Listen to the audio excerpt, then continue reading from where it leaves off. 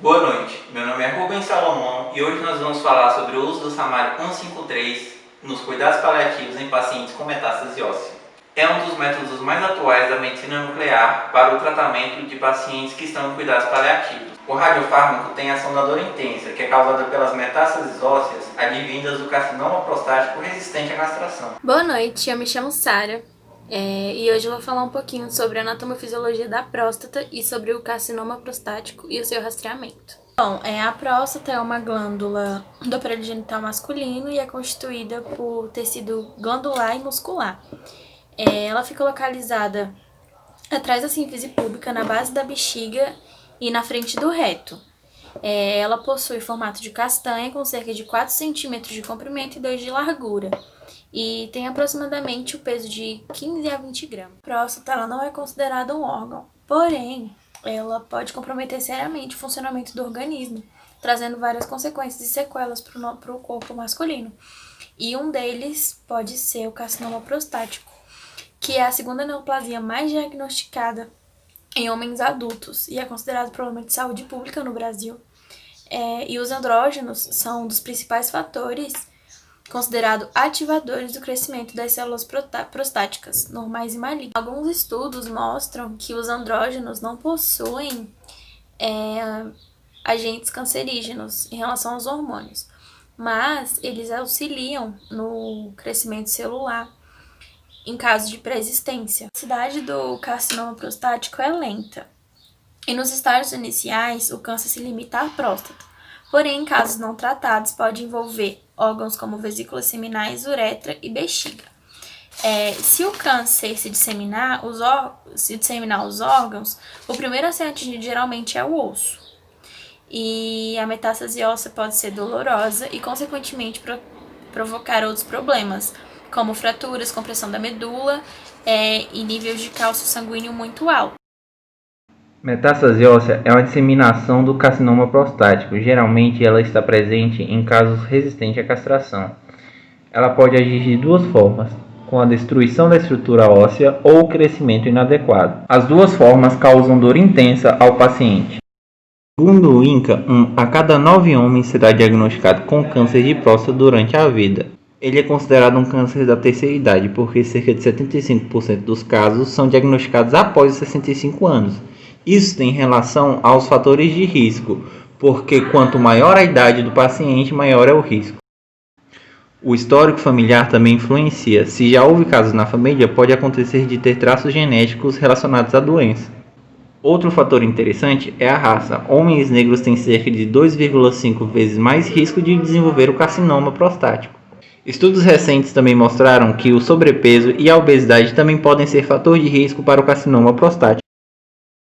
O rastreamento pode ser realizado através de alguns procedimentos, como o toque retal, onde detecta-se o aumento da próstata e uma textura diferente. O PSA é um dos primeiros exames realizados pelo paciente com suspeita. Ele se trata de um antígeno prostático detectável no sangue. A ultrassonografia geralmente é feita para auxiliar a visão anatômica do toque retal.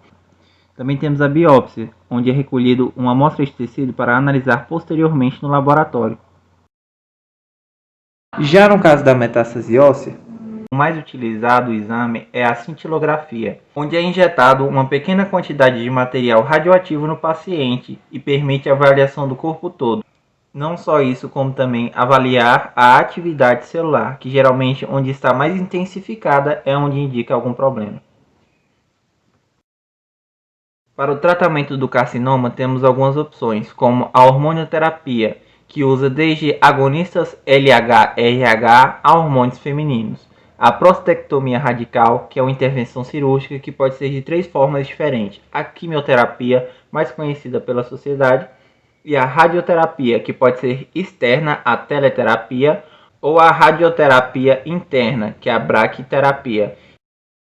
Também temos os radiofármacos, onde o RA-223 é voltado para metástase óssea, o lutécio 177 voltado para metástase visceral e o samário 153, que é para metástase óssea, porém com o objetivo de amenizar a dor do paciente. Boa noite, meu nome é Sandra e hoje eu vou explicar para vocês como é a terapia com o samário 153. Qual o objetivo desse tratamento? O objetivo dele é o controle da dor causada pela metástase óssea, ou seja, o acometimento do osso pelas células do tumor. O Samarium 5.3 é uma terapia radioisotópica emissora de radiação beta e gama que permite imagens logo após o tratamento. Ele possui uma meia-vida curta de 46,3 horas, é administrado com o complexo o Lexodronam, podendo ser utilizado isoladamente ou em combinação com alguns outros tratamentos. Avaliação pré-tratamento com Samarium 5.3. Qual o objetivo dessa avaliação? O objetivo dela é ter o conhecimento da história clínica do paciente pelo médico nuclear. Ou seja, ele vai avaliar todos os exames físicos, vai analisar os exames complementares, vai orientar o paciente e familiares a respeito da dose terapêutica, esclarecer dúvidas e identificação de eventuais contraindicações com o tratamento.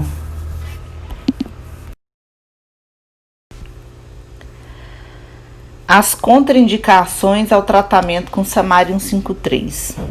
É contraindicado em pacientes com baixa contagem de células sanguíneas, ou seja, a diminuição do número de plaquetas e leucócitos, presença de fratura patológica, sinais de compressão na medula espinhal, tratamento quimioterápico concomitante, gravidez, suspeita de gravidez e amamentação. Nesses casos, é contraindicado o tratamento.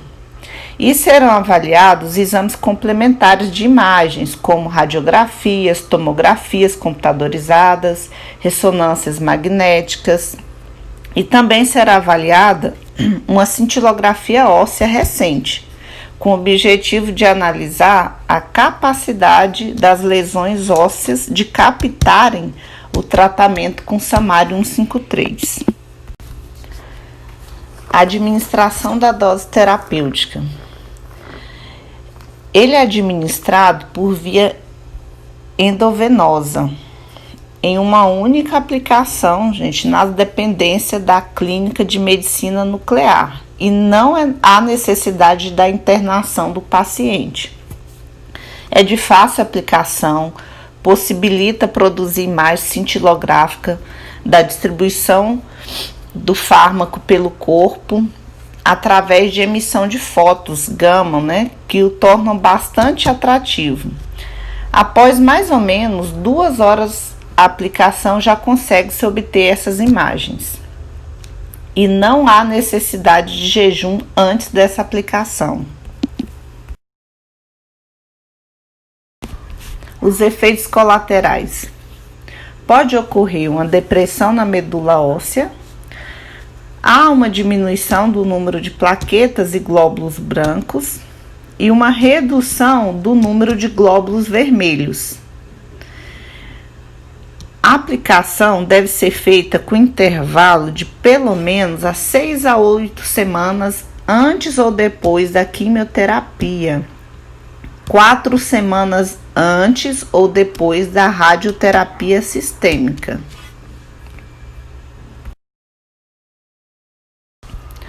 Os cuidados após a aplicação do Samarium 5.3. Pessoal, o paciente ele deve evitar contato próximos com gestantes e criança de pelo menos 2 dias após a administração do Samarium. E tendo em vista que o Samarium 5.3 é eliminado pela urina, saliva, suor, fezes e outras secreções do corpo, sempre que ele for ao banheiro, evitar respingar urina no piso, no vaso sanitário, de preferência até usar um banheiro separadamente das outras pessoas da casa.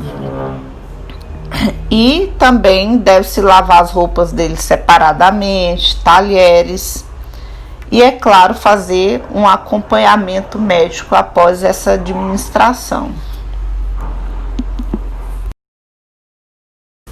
Custo-benefício.